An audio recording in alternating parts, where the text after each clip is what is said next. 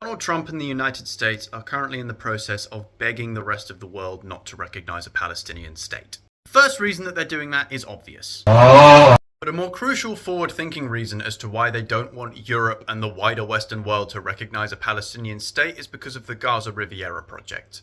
The dystopian plan to bulldoze all of Gaza and build some weird AI-powered luxury resort dystopia on top of the bones of slaughtered Palestinians. Typical levels of American-Israeli morality. Israel's finance minister has gone so far as to describe Gaza as great real estate potential and all of that stuff, as if they're not human beings already living there. This is ultimately why the recognition of a Palestinian state poses to be a catastrophic problem for what could be a multi-billion-dollar real estate deal for some of the most immoral people on Earth. If a Palestinian state is recognized by the broader international community, then suddenly it's a lot harder to ethnically cleanse everyone in Gaza. And suddenly it becomes a lot harder to get away with everything that Israel has been doing in the West Bank. Suddenly there are international obligations that every other country has, whether they're able to accurately fulfill them or not. If the rights of a Palestinian nationally sovereign state has to be recognized, then the rights of Palestinians also need to be recognized as well, and that proves to be a massive problem for Israel with regards to their plans to ethnically cleanse Gaza and turn it into some kind of techno-fascist Disneyland. But seriously, have you seen some of the plans for the Gaza Riviera project? These AI-generated images of these luxury beach AI-powered hotel resorts on the places where people were literally being slaughtered. Bulldozing over the ancestral homeland of the Palestinians in order to build AI mega data centers. Because genuinely, as if being forced off your land wasn't awful and illegal enough, you find out that in its place they're going to build the Elon Musk smart manufacturing zone. I would crash out. Israel attempting a ghastly dystopian mega project like this, with a recognized Palestinian state, with recognized Palestinian citizens, that would dramatically increase the rate of Israel's international isolation, and that is what they are currently terrified of. Benjamin Netanyahu is talking about Israel becoming a super Sparta economy in light of how isolated they have become from the rest of the world, and people in Israel are not cool with that. With regards to recognizing a Palestinian state from the perspective of the British, the French, the Australians, etc., it's all a bit too little too late. The damage has already been done. There are children who are at levels of starvation where they will have permanent damage. But Palestine being given internationally recognized statehood by the mainstream majority would massively put a roadblock in Israel and America's attempts to completely erase Palestine as a concept and set up their own weird, hyper-Western, fascist Disneyland. That's ultimately what the Gaza Riviera project is. It's an attempt to erase people.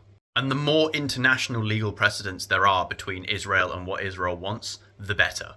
It's ultimately why America is currently panicking and begging people not to recognize a Palestinian state. Especially when you consider that Trump probably has significant kickbacks arranged for the Gaza Riviera project, and all of that goes away if a Palestinian state is recognized. And all of this isn't even taking into account the vast estimated reserves of natural gas deposits that are currently under Gaza that the US is absolutely desperate to get its hands on, using its 10-year lease as stewards of Gaza, which once again would probably fall apart if Palestine was recognized as an independent state.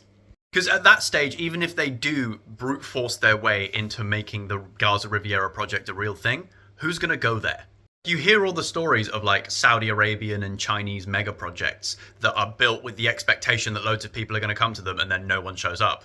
Turning the remains of Gaza into a techno-fascist, Zionist, dystopian theme park hotel resort land is not only going to be a multi-billion dollar project, but is going to take years, probably the best part of a decade, in which public perception of Israel is only going to go down.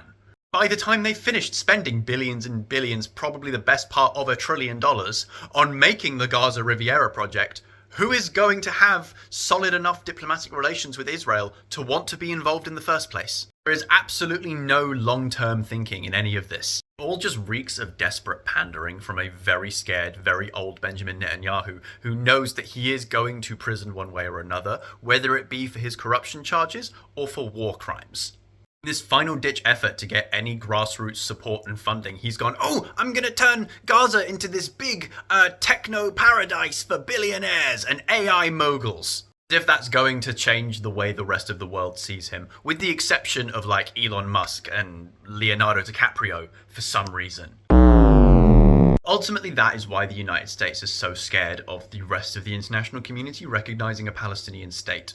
Not only would it signal how terribly alone the Zionist bloc is in the world, it would also throw a huge spanner in the works of the Gaza Riviera project, which America has presumably already invested quite a lot of money in, and people high up in the administration already have kickbacks arranged for, most likely. When it comes to the politics of late-stage capitalism, you just gotta follow the money. Consider liking and subscribing. I've been Thoughtline. Follow for more.